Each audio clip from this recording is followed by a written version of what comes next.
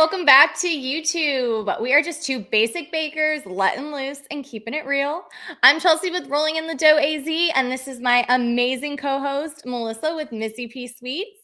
Thanks for being here. Make sure first thing that you like, subscribe, and ring the notification bell so you're notified when we post videos like this. That's to right, keep guys. you up in your business and knowing what's coming. And make sure to pop on over to our Patreon too. We've got that link in the show notes down below.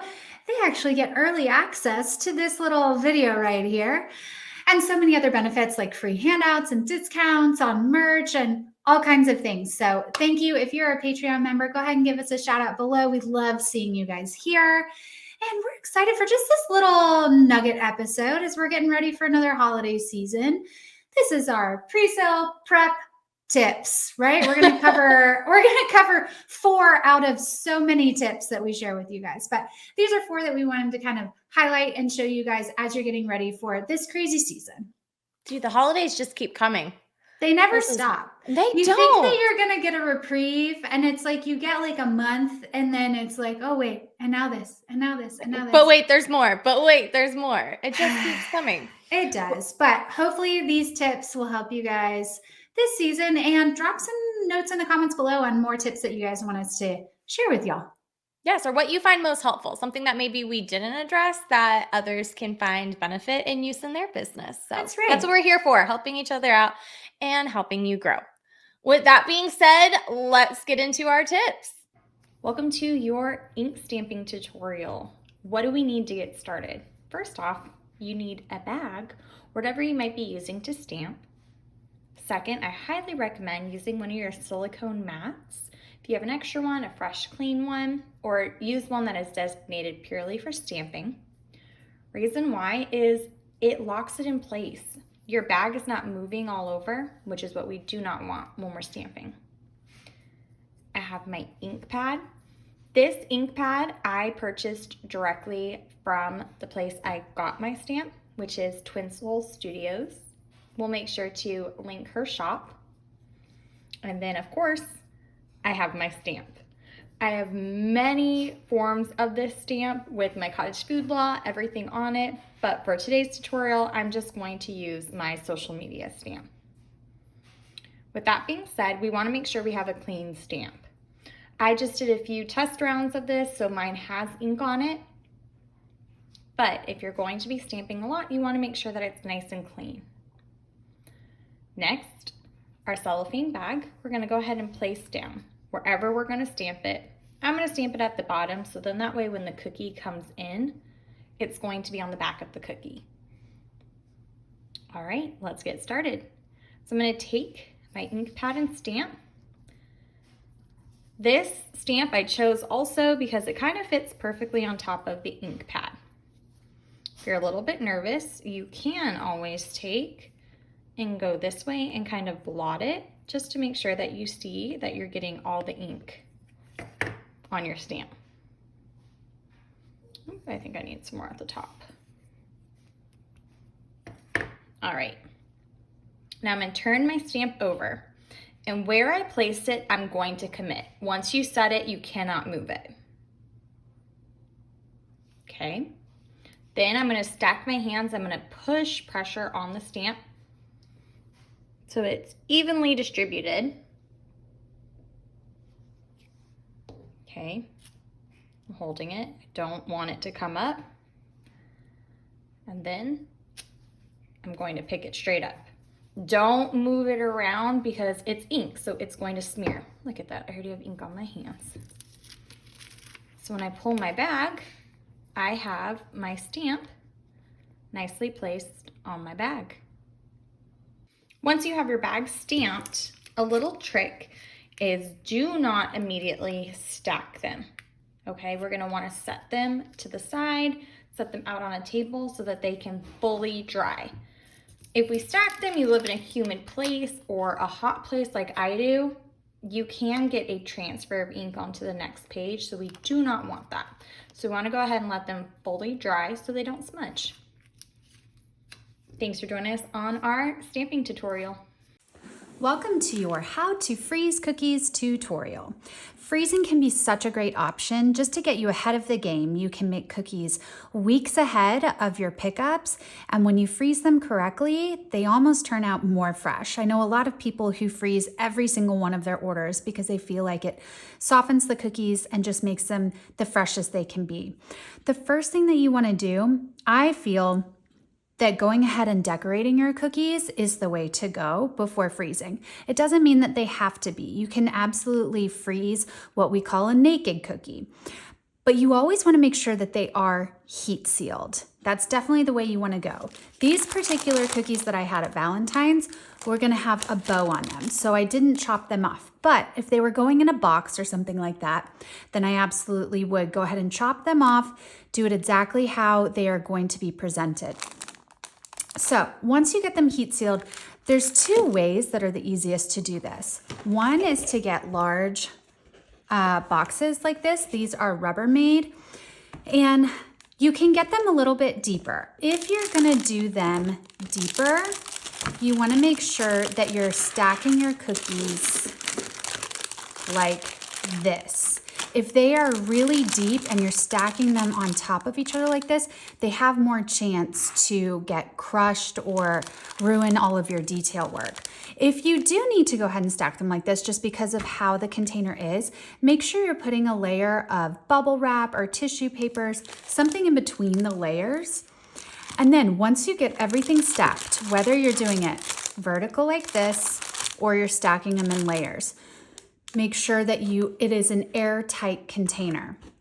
So that's what's great about these Tupperware pieces is they are airtight. You can go ahead and top it off, put it in your freezer. Now here's the important thing.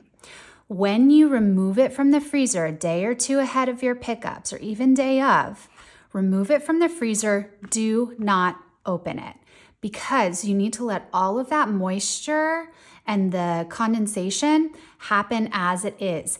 If you mess with your cookies while they're coming back to room temperature, that condensation, it can ruin some of your detail work. So you wanna make sure that it comes to room temperature on its own, then you open it, and then they're ready to go. Another option is to use a Ziploc. You can do it just the same way. You'll just slide your cookies in, make sure it's all airtight in there, and place that in the freezer. Another option, if you want to eliminate having to do all of your packaging until last minute, I tested this out for 2 holidays now and it worked great for me. This was when I was gonna have packaged in a box like this. I went ahead and put absolutely everything together. I put the backer on, I put my sticker on, it was gonna be absolutely ready to go. And I did all of these. So I would stack up a layer of about 5 of them. And I would stack them up and I took saran wrap. That was gonna be my airtight container. And if I could fit it into a Ziploc while it was stacked, then I did that too. Now this is obviously something where you're gonna need a lot of freezer space available to do it this way. But I found that we have a deep freezer in our garage and I found that that was so helpful, especially come busy holidays like a Valentine's or a Christmas, to be able to already have it all pre-packaged. You could even put your bow on too. So those are our tips for freezing your cookies. Let's learn to make a fun custom bow. So I'm going to show you 2 different versions. First off, let's go ahead and do a bright, fun spring. I'm going to use this for teacher appreciation type style look. So let's get started. What you're going to need is a few different pieces of ribbon. As you can see, I have all different sizes, textures, looks. The more you bring to the bow, meaning putting patterns down, mixing patterns, as you can see, I have super sparkly glitter. If you all know me, you know I love a good glitter glam bow. And then some gingham style, some plain, some with writing. That's what's really going to bring that dimension to the bow and what we want. I also have a few of these twist tie cake pop. You can get them on Amazon, you can get them in the stores. I do my bows this way and I'm going to show you why. First, what I'm going to do is I'm going to layer the bow. So I'm going to see a visual of what the bow is going to look like. So I'm going to start with my largest piece.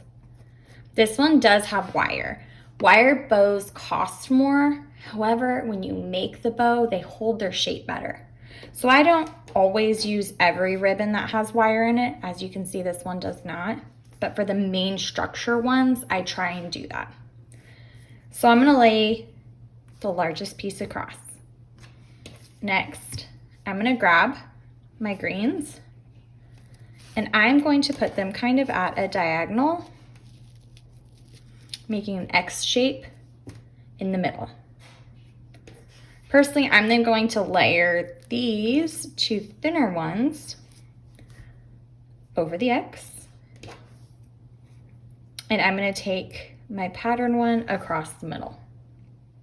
So this is what theoretically my bow is gonna look like. What I do is I'm gonna take this and I'm gonna place it around the center. I don't use a ribbon to tie in the middle. You totally can if that's your jam. I like this because when I go and place this bow on a bag, I can just twist it on.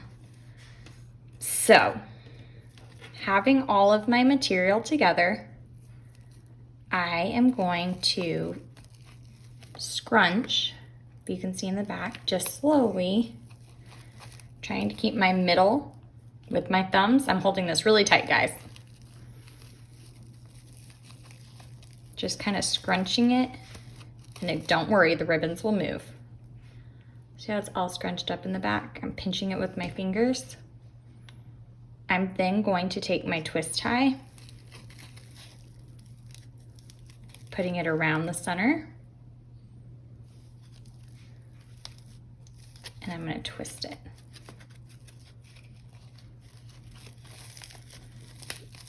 %90 of the time you are going to have to just kind of pull things around to give the look you want. You can then come back in and trim up your sides, round them. Best if you use fabric scissors because it doesn't fray the ends. These are not my fabric scissors. But you can kind of trim up the bow to make it look like you want. If you wanted to, you could always make this a little bit less. You just kind of play with it and pull the ribbon into the places that you want. So I'm pretty happy with that one. Let's see if I can get the yellow. There we go. All right, now that we've made the bow with our twist on the back, I'm gonna show you why I use this. So here's the cookie. It's not sealed, but this is just for viewing pleasure. So I'm gonna scrunch my bag. I can then take my bow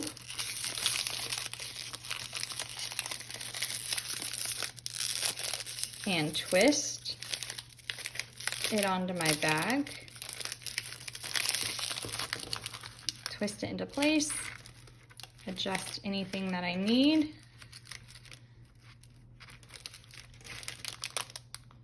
And there you go. I don't have to continually keep tying them. You can just lay these down so they don't poke anything. If you had a tag, you could thread the twist tie through the tag so it would lay in the front. But there you go. There is one custom bow tutorial. Welcome to your how to print all of my paper needs tutorial. There's so much paper that comes along with holiday prep and just holiday sales in general. There's your order forms, which generally we recommend going ahead and printing those off at home because of all the sensitive information. However, when it comes to things like tags or cookie backers or even your thank you cards to your customers, these are a great thing to go ahead and hand off and pay the extra money to have them printed somewhere else. You'll honestly get better quality, and there's even an option for them to cut it. Chelsea and I really love using Office Depot for this. So what you're gonna wanna do is come on to Office Depot, go to Services, go to Document Printing and Copies. Go ahead and open that Copies, and you're gonna see that they offer discounts and coupons all the time. If you click on them right away, they'll immediately be added to your cart. See, I've actually already started some over here when I was prepping for you guys. So you're gonna go ahead and get started. And you can upload straight from your computer. So go ahead and have all of your things organized. Now here's the thing. I'm gonna go ahead and name this particular project. That's how they name each individual thing that you do. Its own thing. If I am needing the same quantity, paper weight, color, all of that of multiple different creative assets, I can go ahead and do this all in one sitting. However, a lot of the times you'll sell more of one design than the other, which need different tags, things like that. So you'll need to upload those one at a time. I'm gonna go ahead and upload. It's just a small thank you card that Missy P Sweets Design did for her Patreons, and we're gonna use that as our example. So here we go. The first thing I do is have it fit to paper, because that's how the design is meant to be printed out. Then I'm going to come up to my quantity. So say I'm gonna do 50 of them. There's obviously cost savings the more that you do. And I do want it on letter size. The next thing you're gonna wanna look at is your stock, your paper cardstock. That means how sturdy the paper is. I always go for the 110 pound, particularly when it comes to things like thank you cards or tags, but I have messed around with, and I do think it's okay to save some money. If you're doing cookie backers in a box, you can go ahead and go down to the 65 pound and you'll be okay. But for this, we're gonna do our regular 110 pound cardstock. And that's all that you really need on this. You can collate it. Another cool option, I haven't done this yet, but I do know lots of people who have. You can actually have them go ahead and cut your papers for you. Trim to edge. So you can customize that or have them trim it however you want. So that could be something that you mess around with too. I'm gonna go ahead and add this to my cart. And here's the last thing that I'm gonna note. When you get to checkout, make sure and decide if you would like delivery or if you want to pick it up at a store. If you have one near you, it's really going to help you. They turn it around so quickly, and they even will send text updates when it's ready for you to go. So I hope that helps you guys with how to print your paper product needs for this holiday season. Mind blown! All of those tips, if you follow those tips and do not have a successful pre-sale, I need to know. Comment below. I want to know what your favorite one was. What was yours? Well, I don't stamp my bags, so maybe I should start trying. You know that I am very proud of my freezing cookies capabilities and roads I've gone through. The story behind that and how we got to this point. That is maybe we still have those texts. Maybe we can insert those texts. I know we should. Probably a voice response. I was like, girl. Chelsea's like, I cannot wait to see this fail. It's going to be fun. No, I was more like, I'm cheering you on, but not a risk I'm willing to take. So love that journey for you, but not me. I do think it's such a game changer, though. It is. Just like being able to give yourself some more time. Yes, that is one of my favorites, 100%. And I love the bows because, I mean, not even because they're mine, just because I feel, truly, because when I saw somebody else do it, I was like, it just adds a special touch to your cookies. It does. And again, it's just not something you can pick off a shelf and buy and be like, hey, here you go. Everybody has the same thing. I feel like in particular for like teacher appreciation, you know, like ones like those can be so fun and festive with that sort of bow. You can get the ribbon that has like the ruler, you know. Yes. Like, those are just so cute. I feel like every holiday, somehow or another, I can make fun. Like sometimes I look forward to the bow more than the example. I'm like, what bow can be cute on this? So call me girly, but it's all about the bow. The bigger the bow. That's right, man. That's a basic baker quote right there. We should totally put that. Hey, Krista, if you're listening. I mean, seriously. Make that all right, guys. Well, thank you so much for joining us. We're going to shout out our newest Patreons and head on over to the website and just see what new things we have going on over there. We've always got something. We do. We try and keep it entertaining for y'all. But with that being said, I'm Chelsea with Rolling in the Dough AZ. I'm Melissa with Missy P Sweets. May your cakes never be dry. And your icing be shiny and crater free. Have a good one. Bye, y'all. Bye.